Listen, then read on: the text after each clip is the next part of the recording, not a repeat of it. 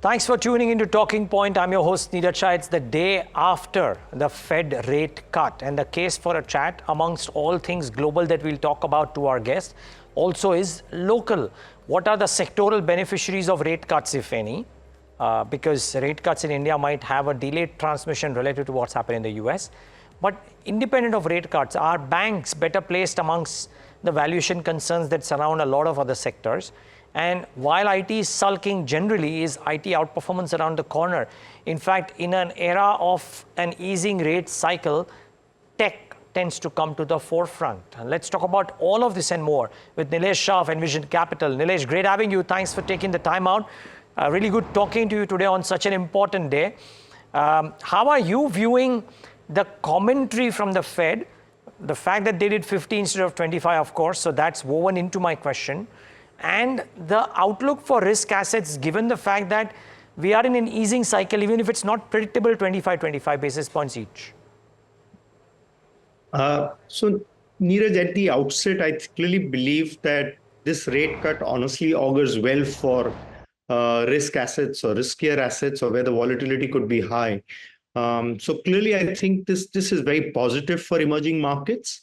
And within emerging markets, this obviously is even more positive for India, which essentially has been outperforming relatively and outperforming by a very big mile. So to that extent, I think it's very positive. It's positive for riskier assets. It's positive for emerging markets. It's positive for India. Specifically for India, why it's even more positive, because I think clearly over the last 3 years or in the post-COVID era, FIIs or FPIs have been relatively underweight and have not been able to catch up with the rising weights of India in emerging market indices. So to that extent, it's quite possible that with interest rates coming off, I think they could basically come back and increase their allocations to India. So I think on an aggregate basis, on the whole, this is directionally positive. Okay. Nilesh, I asked this question to now everybody, right? And it's pertinent because you can think of India as an expensive market in an idiosyncratic fashion, because valuations could be maybe a bit stretched in a lot of cases, but a lot of cases maybe not so as well. So if you were not necessarily an India dedicated portfolio management service, Nilesh, would you choose other markets over India, considering that India is growing well, but a lot of others are not, and maybe Japan is, maybe Spain is, but not a lot of other markets are. So would you choose India over other markets or other markets over India? Part one of my question is that. And part two, that if you were choosing India, would it be a low overweight with very specific buckets, or would you continue to stay overweight India because growth will take care of valuations? Firstly, Niraj, I would be overweight India. I think the narrative for India, I clearly believe, is strongly more compelling compared to the other opportunities that one has in global equities or or emerging market equities. Look at the large pockets. What are the large pockets? It's India, Brazil, China, Russia. Okay, I mean, just these four are the very big pockets. You could add Southeast Asia as the fifth pocket, which is a combination of Malaysia, Indonesia, Philippines, and that basket, and Vietnam maybe. Clearly, India right now offers growth.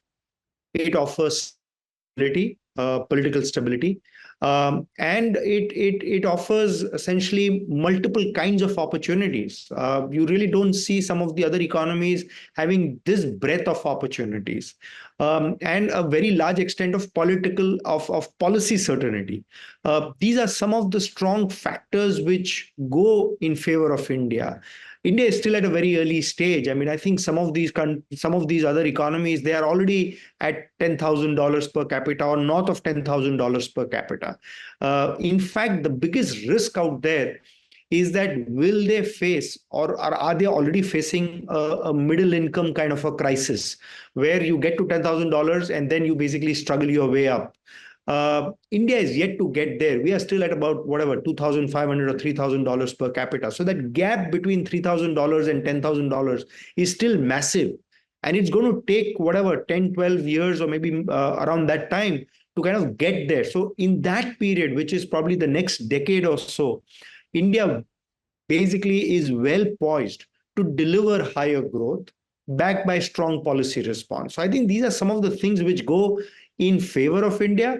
Now, in India, what does one do? I probably think that the two most powerful themes are around digitization and urbanization. These are the two most powerful, most strongest, or most structural opportunities, and therefore one would look out for bottom-up opportunities in these two very powerful themes from an India portfolio or India allocation point of view. And I think it calls for being seriously overweight on India. You could basically kind of differ on timings, whether it is now or whether it is 3 months later or maybe 6 months later. But clearly, I think the case for India is getting more and more compelling and therefore calls for essentially higher allocations to India.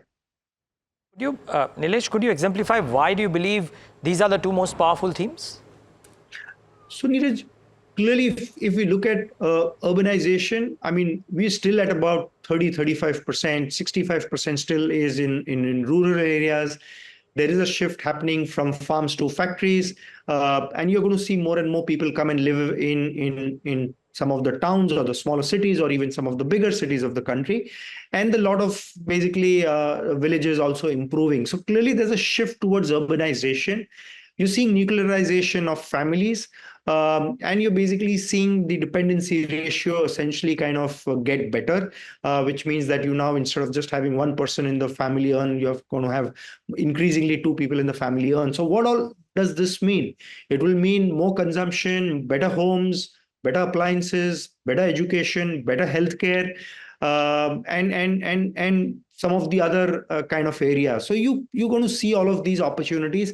So clearly, for the next 5-10 years, the demand for most of these pockets should be in kind of double digits. So that I clearly believe. So this whole journey from maybe 30-35% to 60-65% is probably going to take 10-20-30 years.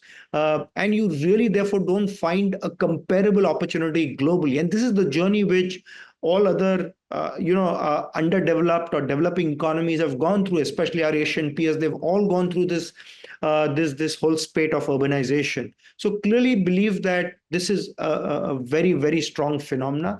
The other strong phenomena is basically digitization. We are seeing how digitization is making inroads, especially over the last 10 years. The whole technology adoption, the rise of the millennials, the rise of the Gen Z, and their comfort with using technology to trade, to save, to invest, to bank, to consume, to transact. And that's become a part of living now, or increasingly becoming a part in a significantly bigger way. So clearly, therefore, businesses which are using technology essentially are emerging to be disruptors, challengers, and eventually champions. And this kind of a journey, which individual businesses are going to essentially travel or are going through right now, essentially can be very, very big winners and very big wealth creators. So clearly, these two pockets, in my view, are essentially the two most powerful themes and the two most powerful opportunities from an India standpoint. And I clearly believe that these are unparalleled opportunities from a global standpoint. Nilesh, can I urge you to try and tell us, when you think about I'm presuming, I mean, I'm not saying you're specifying names, but I'm presuming when you're talking about companies using technology, for example, right? The Zomatos, Swiggies, PB Fintechs, etc. of the world come into the picture. Help us understand how you think about it, because again, it's very easy to get caught in the argument that the stocks have rallied 4x, 5x from the recent 1.5 year lows, and therefore they are baking in some of the optimism. So when you are thinking about these themes being multi-year themes, how do you think about it? Do you think about Zomato as to what it will be, say, in 2030? Do you think that far out? And if so, how do you think about these businesses as to what they could be in 2030 and therefore the resultant stock price movements maybe? Sure, Niraj. I think that's a very, very pertinent kind of a question, and honestly, it's worth a slightly even a longer debate. But sure. Basically, just to kind of summarize that, any of these individual businesses, Niraj, they are essentially addressing very large underpenetrated kind of markets. They are essentially solving a problem. They're trying to kind of make life easier for consumers and deliver to them a solution in the most efficient and effective way. So I clearly think that's essentially the big premise. And because of this large opportunity and the fact that they have been able to develop a very strong technology stack and have been able to execute very well and have been able to kind of build scale at speed. I think building scale is one thing, but to be able to do it at speed and with excellence, I think is quite phenomenal. The fact that now most of these businesses have become a bit profitable, or there is a path to profitability, I think therefore to that extent they've crossed that proof of concept stage. And just to kind of in a very kind of a short way, I probably think individually each one of these businesses could potentially be 10 times larger maybe in the next 10 years, which is that they either grow their revenues or they grow their operating profits or they grow their net income at probably a 25% CAGR over a 10-year horizon. It may not be individually every year, but over a 10-year cycle. And so potentially, basically, these businesses will be 10 times larger. And even if valuations were to correct by 50% in any of them, they could still potentially be 4 to 5 times bigger as in terms of their market capitalization over a 10-year time frame. Which I think is fantastic, because I think even over 10 years, the Nifty, what it delivers is probably about 10 to 12% annualized return. So in that context, which probably is around 2 to 3 times in about 10 years, versus that, these could potentially be 4 to 5 times, assuming that the businesses just end up being 10 times and not even more. So I think that's the way to really look at it, that don't just be focused on short-term valuations, but I think in the first place, be more focused on the long-term opportunity and how big these businesses could be in the next 10 years. Okay. Interesting thoughts there. By the way, viewers, some news flashes on your screen about IIFL and the credit rating cut that has come in and what it could do to the business. So that's a stock you want to keep on your mind as well. 5% lower as we speak. IFL Finance faces a downgrade risk on the gold loan ban, and as from Bloomberg coming in and say that IFL Finance may cut more than 9,000 employees if the ban persists. Well, pertinent things. Now, the other end of the equation is if the ban indeed goes away, what happens to that? So remains to be seen, but these are pertinent things that the credit rating agency, whichever it is, has put out, and it's showing in the way the stock is doing. Let's try and talk about that end of the business and financials. Nilesh, the two more pertinent things to talk about. One, that if indeed global money is to come into emerging markets and India, then it will, and somewhat of it would be passive in nature, it might find its way into the highest weightages, and therefore banks and BFSI comes into the picture. And from maybe a global investor's perspective, when they look top down and look at valuations which are not looking expensive, banks might feature in their list as well. Do banks feature in your list as a result of these arguments, plus maybe impending credit growth and what it could come in? Or are you at the other end of the street? Because I hear a lot of people saying that we don't want to do anything with banks because there are other pockets which are better to invest in, because I'm not a global fund and I don't have a compulsion to necessarily marry myself to the index weightage. Yes, clearly, Niraj, the street is divided on that. I mean, I've never seen this kind of, for want of a better word, polarization in terms of the thought process as far as banks and lenders go. So I think yes, this is honestly very topical. And my views, I mean, in the first place, we own banks. We own all the four top private banks in the country. We own two of the mid-sized banks as well. So we actually own about 6 banks, plus a whole bunch of other financials. I mean, we own a home financer, and then we own 3 or 4 online fintechs, if you may call them. So probably at least a couple of them. So I think all in all, I probably think we own and we have 8 to 10 positions in the entire financial space, of which 6 are banks. So we clearly believe that, I think, yes, the large banks have underperformed. The smaller banks, of course, have done relatively well. But the larger banks have underperformed because there has been significant over ownership of them. I mean, if in the pre-COVID period, that was really the biggest allocation, and that obviously has changed quite meaningfully and dramatically in the post-COVID era, as essentially the ownership challenge has come. But clearly believe that, honestly, at least from a near-term perspective, expect banks to essentially catch up with some of the underperformance that they have demonstrated. And purely because I clearly believe that a slightly benign liquidity environment helps banks. It essentially helps them to raise liabilities better. It helps them to essentially, therefore, earn better spreads. So I clearly believe that this is not the time to ignore banks. This is the time to be constructive on banks, especially some of the private banks, and so clearly see more increasing allocation towards that. Number one. Number two, Neeraj, I think global investors have been essentially under allocating to India in the last 3 to 4 years, okay, especially in the post-COVID period. And if they have to put to work large capital, clearly I wouldn't be surprised if the large banks become amongst the first port of calls.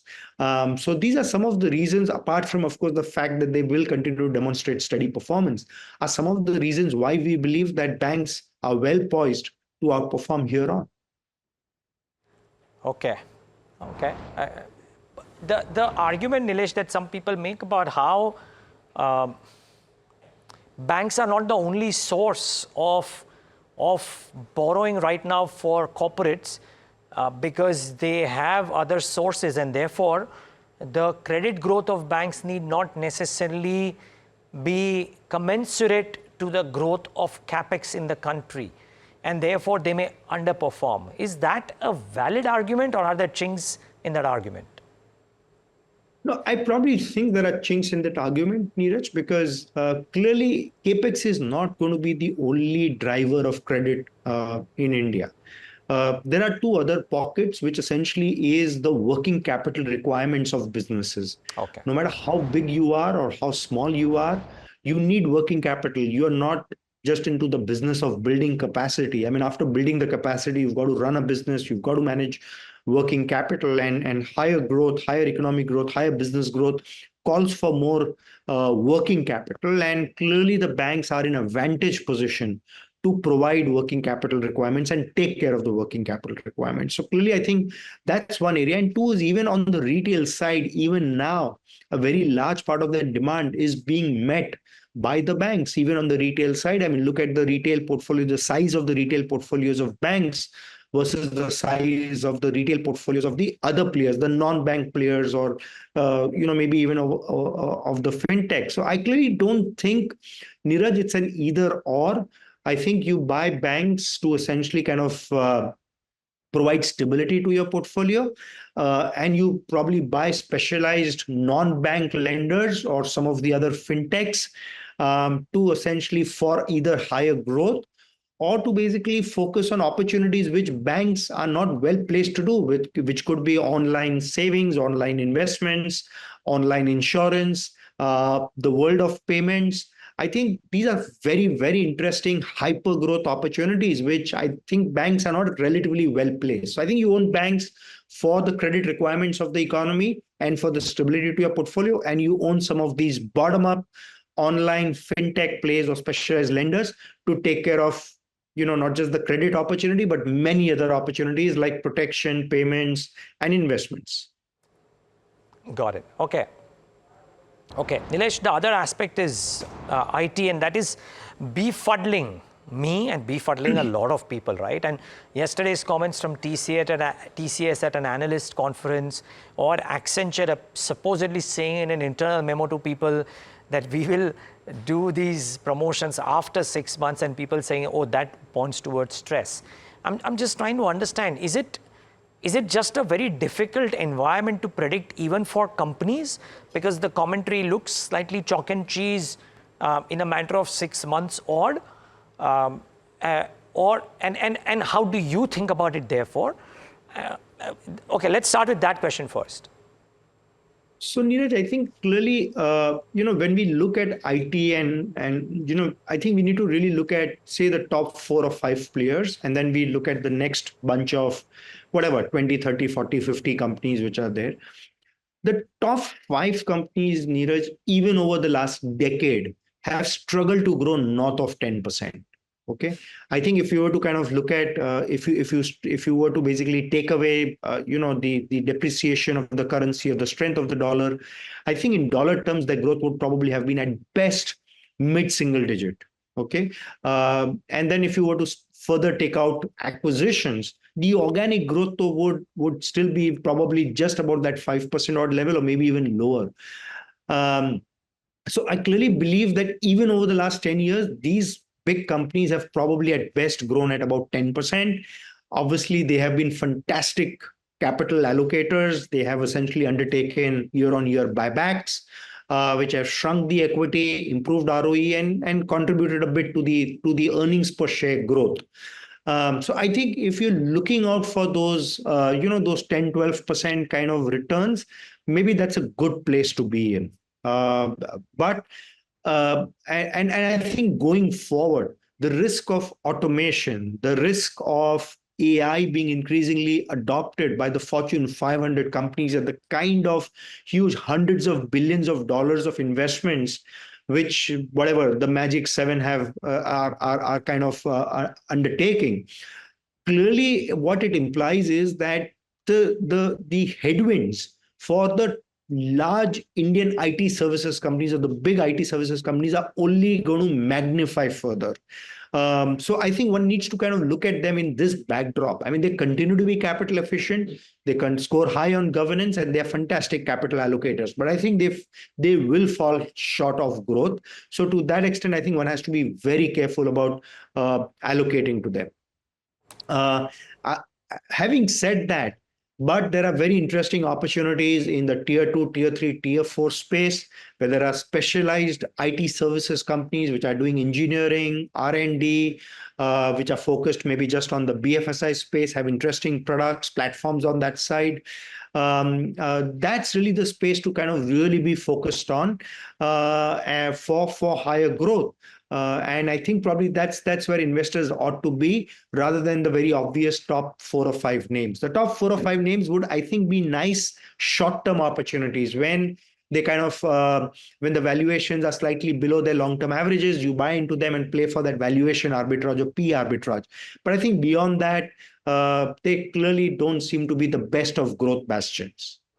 Okay, so well, it's a surprise, not a surprise really, but it's an interesting point, viewers, that here we have a smart money manager talking about focusing on the mid cap and the small cap and or the mid-sized IT companies as opposed to large caps, whereas the common narrative is that large caps are way cheaper than the mid caps. But maybe there is a reason for that to happen, I guess, and I think Nilesh kind of briefly enumerated it. Just wanted to mark that in today's session, mid caps and small caps have come off now from the highs of the day, so bear that in mind. But Nilesh, sticking to this point, what businesses, I mean, are these in the ER&D space? Are these product companies or are these pure play IT services companies? I'm not asking for stock recommendations, but just trying to understand which are these businesses which are doing good work. They may not be good stocks to buy because they may be overvalued, what have you.